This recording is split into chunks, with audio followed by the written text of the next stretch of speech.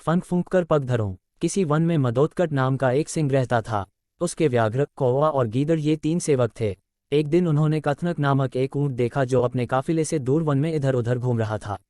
उसको देखकर सिंह ने कहा, अरे, यह तो कोई अजीब जीव है। जाकर मालूम करो कि यह कोई वन्य प्राणी है या कोई ग्रामवासी। सिंह की बात सुनकर कौवे ने कहा, स्वामी, इस जीव का नाम ऊंट है। यह ग्रामवासी है, आप इसे मार डाला।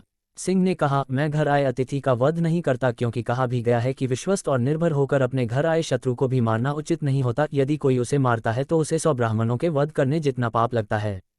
अतः तुम उसे अप्या दान देकर यहाँ ले आओ, जिससे मैं उसके यहाँ आने का कारण पूछ सकूं। सिंह का आदेश सुनकर उसके अनुचर ऊंट के पास गए और उसे आदरपूर्वक सिंह के पास लिवा लाए।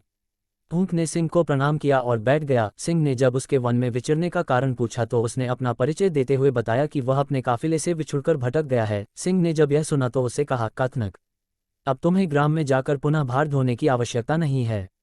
इसी वन में हमारे साथ रहो और हरी हरी घास चरकर आनंद उठाओ। इस प्रकार उस दिन से वह ऊंट भी उनके साथ रहने लगा।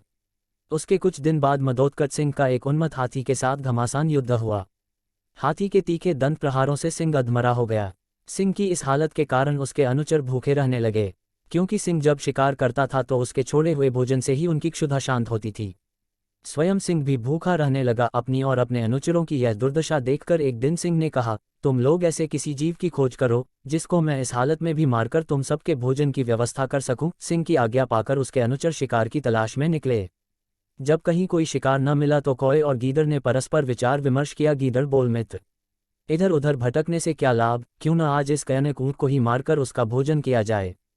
कौवा दोला, बात तो तुम्हारी ठीक है कि तू स्वामी ने उसको अभय दान दिया हुआ है, ऐसी हालत में वह कैसे मारा जा सकता है। गीदड़ ने कहा, मैं कोई ऐसा उपाय करूंगा जिससे स्वामी उसे मारने को तैयार हो जाएं। तुम लोग यहीं रहो, मैं स्वयं स्वामी से निवेदन करता हूं। गीदड़ ने तब सिंह के पास जाकर कहा, स्वामी, हमने सारा जंगल छान मारा किंतु पशु हाथ नहीं लगा। अब तो हम इतने भूखे प्यासे हो गए हैं कि एक कदम भी आगे नहीं चला जाता। आपकी दशा भी ऐसी ही है।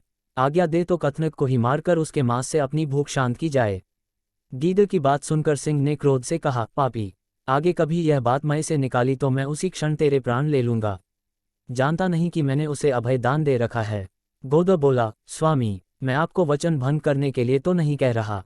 आप स्वयं उसका वध न कीजिए कि यदि वह स्वयं आपकी सेवा में प्राणों की भेंट लेकर आए तब तो उसके वध में कोई दोष नहीं है। यदि वह ऐसा नहीं करेगा तो हम सब आपकी सेवा में अपने शरीर की भेंट लेकर आपकी खा शांत करने को आएंगे। जो प्राण स्वामी के काम न आए उनका क्या उपयोग। स्वामी के नष्ट होने पर उसके अनुचर स्वयं नष्ट हो जाते हैं। स्वामी की रक्षा करना उनका धर्म है। यह सुनकर सिंह सोच में पड़ गया। फिर कुछ सोच विचार कर बोला, यदि तुम्हारा यही विश्वास है तब मुझे कोई आपत्ति नहीं है। सिंह से आश्वासन पाकर गीदड़ अपने अन्य साथियों के पास आया और उन्हें साथ लेकर सिंह के समक्ष उपस्थित हो गया। गीदड़ ने उन्हें रास्ते में ही अपनी योजना से अवगत करा दिया। सबसे पहले कौवे ने सिंह से कहा, स्वामी, मुझे खाकर अपनी प्राण रक्षा कीजिए ताकि मुझे स्वर्ग में स्थान मिले, क्योंकि स्वामी के लिए अपने प्राणों को उत्सर्ग करने वाला स्वर्ग जाता है, वह अमर हो जाता है। तब गीदड़ बोला, अरे कौवा, तू इतना छोटा है कि तुझे खाने से स्वामी की भूख बिल्कुल भी नहीं मिटेगी। तेरे शरीर में मांस ही कितना है जो कोई खाएगा। स्वामी को मैं अपना शरीर अर्पण करता हूँ। गीदड़ ने जब सिंह को अपना शरीर भेंट करना चाहा तो व्याघ्र ने उसे एक और हटाते हुए कहा, तू भी बहुत छोटा है। तेरे तो नाखून ही इतने विषैले हैं कि जो खाएगा उसे जहर चढ़ जाएगा, इसलिए तू अभक्ष्य है। मैं स्वयं को स्वामी के लिए अर्पण करूंगा जिससे उनकी भूख मिट सके। उन सब लोगों की बातें सुनकर कथनक ऊंट सोचने लगा कि इन सब ने मीठी मीठी बातें कहकर स्वामी की दृष्टि में अपना स्थान बना लिया है, अतः उसे भी वैसा ही निवेदन करना चाहिए। अपने मन में यह निश्चय करके उसने व्याघ्र से कहा, महाशय, आपने ठीक कहा है, किंतु आप भी तो तीक्ष्ण नाखूनों वाले जीव हैं। आप स्वामी के सजातीय हैं, आपका मांस स्वामी कैसे खा सकते हैं? क्योंकि कहा गया है कि जो व्यक्ति मन से भी अपनी जाति का अनिष्ट चाहता है उसके दोनों लोग नष्ट हो जाते हैं। अतः आप आगे से हट जाए। स्वामी को मुझे अपना शरीर अर्पण करने दीजिए। व्याघ्र तो इसी अवसर की प्रतीक्षा कर रहा था। वह तुरंत एक ओर को हट गया। ऊंट ने आगे बढ़कर सिंह से निवेदन किया, स्वामी, यह सब आपके लिए अभक्ष्य हैं, अतः आप मेरे शरीर का मांस खाकर अपनी भूख शांत कीजिए ताकि मुझे सद्गति प्राप्त हो सके। ऊंट का इतना कहना था कि व्याघ्र उस पर टूट पड़ा। उसने ऊंट को चीर फाड़ कर रख दिया। सिंह सहित सभी ऊंट के मृत शरीर पर टूट पड़े और तुरंत उसको चट कर डाला। तभी मैं कहता हूं कि छल कपट से भरे वचन सुनकर सहज ही उस पर विश्वास नहीं कर लेना चाहिए।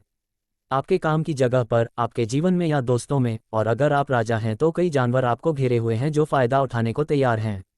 एक व्यक्ति को अपने कार्यों के प्रति बहुत सतर्क रहना होगा, लेकिन अभी भी ज़्यादातर समय उनका वध हो जाएगा। इसलिए फुक फुक पग रखिए।